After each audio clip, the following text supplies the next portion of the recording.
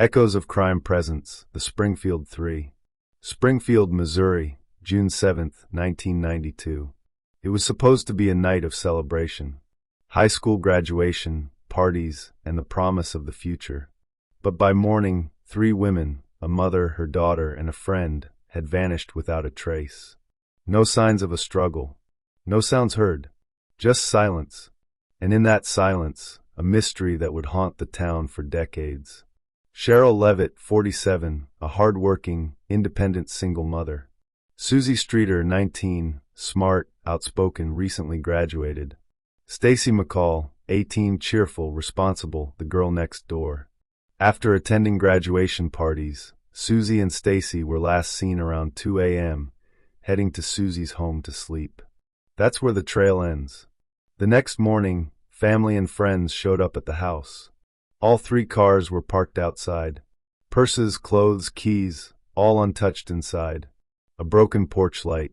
A strange voicemail deleted before police could hear it. But no sign of the women. It looked like they had simply vanished. Springfield PD launched a massive search. 5,000 plus tips came in. The FBI got involved. Even psychics were consulted. Friends were questioned. Old flames. Co-workers. Exes. But no concrete suspects. No bodies. No crime scene, just theories. The media dubbed them the Springfield Three. Several names floated to the surface. Bart Streeter, Suzie's brother. Estranged. No solid alibi. Passed a polygraph, but questions lingered. Dustin Rekla, Suzie's ex, tied to vandalism and sketchy behavior. Was she silenced for knowing too much? Robert Craig Cox, a convicted kidnapper. In 1997, he claimed the women were dead and their bodies would never be found. But he wouldn't say more.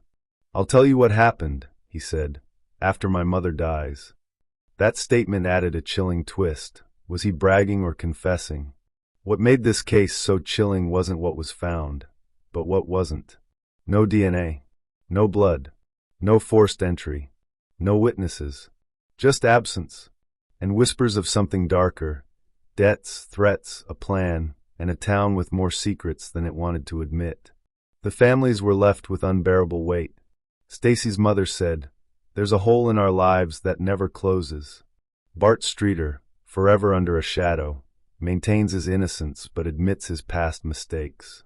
Suzie's friends wondered, did she tell someone too much? Each person close to the case carries a quiet guilt for what they didn't say or couldn't do.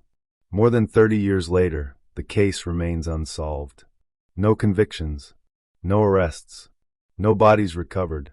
The Springfield police say it's still an active investigation. But to this day, the disappearance of the Springfield Three remains one of America's most baffling cold cases. In a house where nothing seemed wrong, something unthinkable happened, and the echoes of that night still haunt Springfield, Missouri.